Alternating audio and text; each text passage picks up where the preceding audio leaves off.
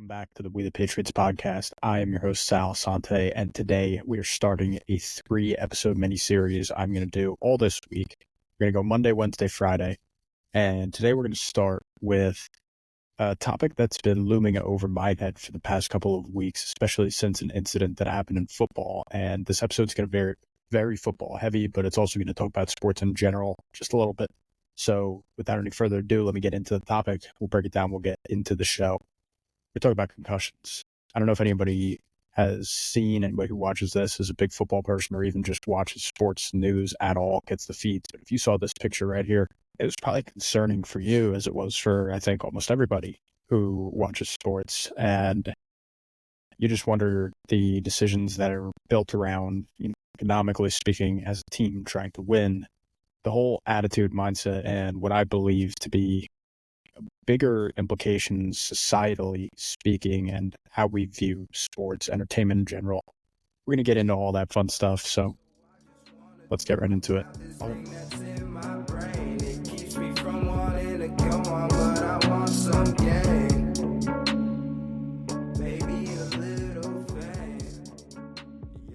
I just want to thank you guys, first and foremost, for tuning in. You guys are awesome.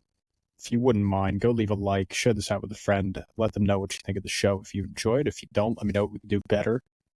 Really enjoying this ride that we're on. I'm going to change it up for the next couple of episodes. Well, really this little series, I said, I already mentioned it. So what I'm thinking is here, first one is going to be concussions. Second episode is going to be about the new NIL rules, all those changes to college sports in America, and then broadening out to sports in general and sports betting. I know I've talked about that last one a little bit already, but I think it's a really big topic. It's only getting bigger and scarier, to be honest, as a society as a whole. So without all that fun stuff, we're getting into number one today, and that's concussions.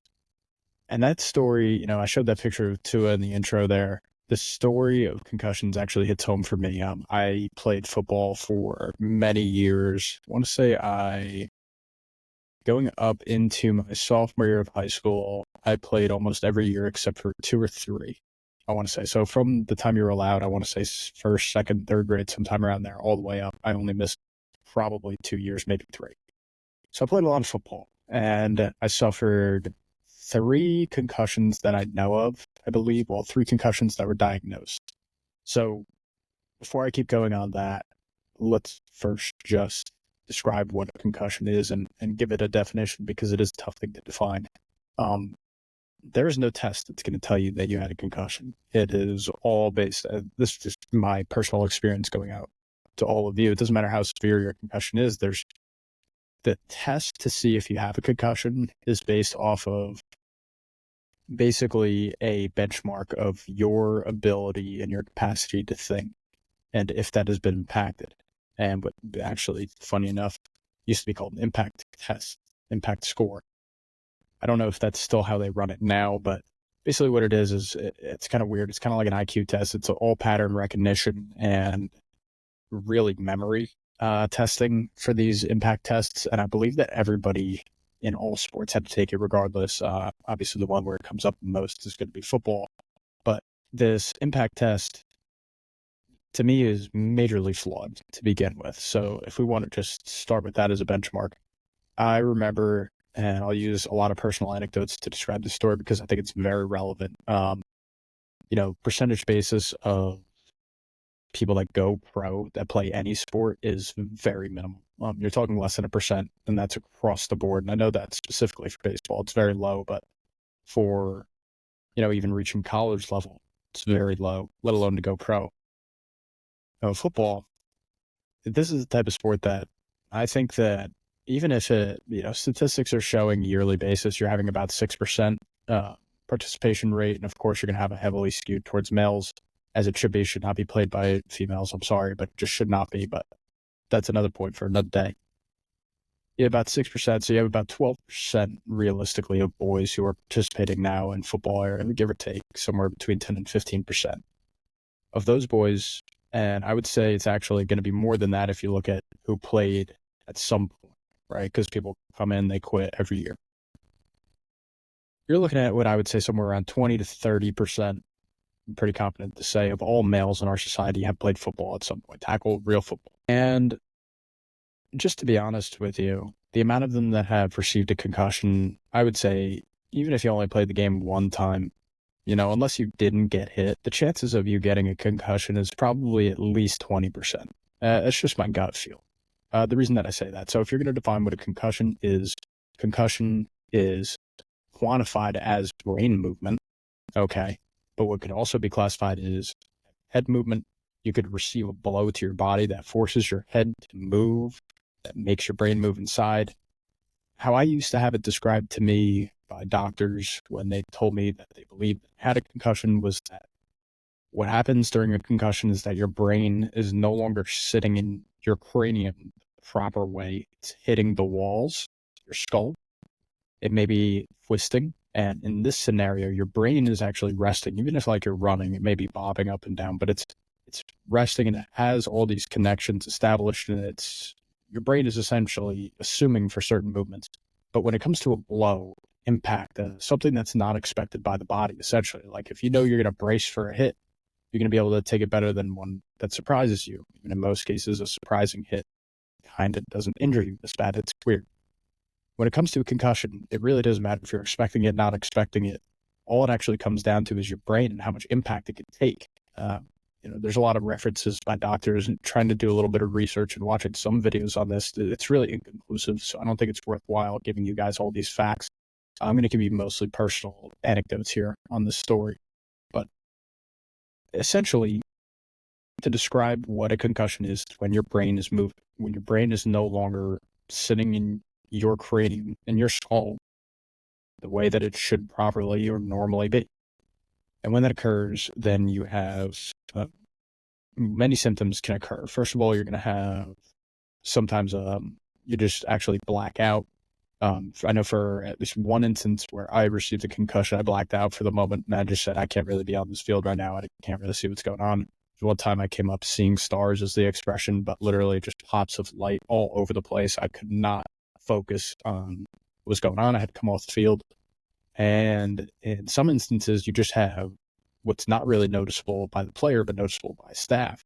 And it could be, slow movements, slow reaction time, inability to trace light is a very common one, which is why they will shine a light on the sideline if you ever see them doing that at a football game. So there was one instance, I'll give you guys an example that, I received so we're playing against Pope John, not that I was any good. I was here on JV in sophomore year, and I don't know if it was a fullback or a tailback, came out on a swing, basically setting up for a screen pass, and basically came as I was crossing formation as a safety and came and cracked in on me coming in, and it got underneath me with his helmet, hit my face mask, pop my head up, pop my head back, and I came off the field really slow. I didn't know, really, to my knowledge, I didn't think that I had a concussion, and I would have said that I didn't have a concussion. I even told the trainer that, but it was under his guidance that he basically pulled me off the field, told my coach no, I wasn't able to continue playing. He believed I had a concussion, went in, took the test. He claimed that I failed the first impact, and then I passed the second one.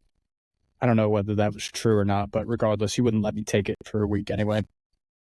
He was pretty sure that I had a concussion. I was unaware, right? So I didn't even end up going to a hospital or anything, getting that diagnosed, even though there's nothing that you can do. I remember the first one that I got when I was, I believe, in 6th or 7th grade. I'd gone and went to the doctor. I basically blacked out on the field and then came to and said, I don't know what just happened, but I don't think I can play anymore. And what they said was, we could give you a CAT scan, but what the CAT scan is going to do is probably going to do more damage than it is good. What the best thing is to do is to go home, rest, basically try to eat tons of water and recover. And basically, in my long ranting of my antidote there, my point is, there is no real grasp on what really a concussion is. And this is one of the really leading decisions I wasn't able to be honest with my coach about when I quit football. This is one of the leading reasons that I did. It's the leading reason a lot of parents don't want their children playing football at this point. It's why the participation rates have plummeted, realistically speaking, from years past. It's because parents are afraid of their children getting long-lasting brain trauma. And again, when you see what happened with Tua, I already showed the image of him, but you see this at least once or twice a year, and this isn't a concussion issue, but when you see what happened with DeMar Hamlin as well, in the sport of football, all this contact, these really freak accidents that can occur, time is short, and a lot of guys are just calling it quits after something like that happens, and it's totally understandable. It's going to be a question of Tua and what they decide to do. There's a lot of money owed. There's going to be a lot of hoping and praying there, and of course, we pray that he's okay. I pray that he's okay. But it leads to a conversation of what more can we do, right? So you look back on the product of football, and I always like to, and this is why I'm glad I actually made this episode, decided to do the research on it, because I wouldn't have known any of these statistics had I not. But what I decided to do, set the stage for you guys first. I don't know how many of you guys remember, because I assume that a lot of my audience is somewhere around my age. There was not a time in football memory, unless you're playing backyard with friends, that we watched on TV football tackle without these hard helmets that we all wore when we were playing football growing up. Or if you didn't play football, you watched the football team wearing those hard helmets. When you have them impact, it sounds like a crack. And yeah, there's basically not a time, but if you remember, if you ever played, Madden, you have like the oldest guys. I remember like Fran Tarkin might have been one of them. But the old heads that used to play, they didn't have a helmet. If they did, it was a leather cap. And there's been a lot of speculation that, the head injuries wouldn't be nearly as much if you had no helmet, or if you had the leather helmet, because guys wouldn't want to use their head as much. I really could not agree with that more before I researched this for this episode. I really could not have agreed with that more. I thought, great idea. You would have more form tackling. You would really reduce the concussion rate because you're not going to have head-on-head collisions. And here's the problem with that. And it kind of goes back to the definition I was trying to provide earlier. If you were paying attention, I said that you didn't have to get hit in the head. You can get hit in the body, and your head can receive the blow, or your head could be basically shaken up by that impact that you receive in the body, in the torso, and the chest. And because of that, you may receive a concussion as well. Herein lies the problem. So the amount of, when I went to go look it up, my best assumption would be that, I'll just look at rugby, because rugby is basically old football. Obviously very different rules, but in the style of tackling, you would think it'd be very similar. And sometimes they wear these things called, I think it's called rum scraps, or whatever they wear, a little bit of it looks like a cloth pad basically on their head. But essentially, in my opinion, it's basically what used to be the leather helmet in football. So I thought it was a good comparison. And it turns out that based on the data, now, of course, the data is coming in a lot more in rugby because there's a lot less sample, in my opinion, but their percentage of injury is much higher. And when they do wear these little caps on their head, players seemingly go more aggressively into each other and actually paddle it out more, and in turn just leads to more injury. So it's I guess kind of a proof that you do have more injury with the cap than you do without, but that's not really the point that's trying to prove. The point that I was trying to prove is that less protection on the head would be less brain trauma, and it turns out that it's just the case. Turns out that any sport that's going to involve this much contact, this much physicality, is just going to have brain injuries.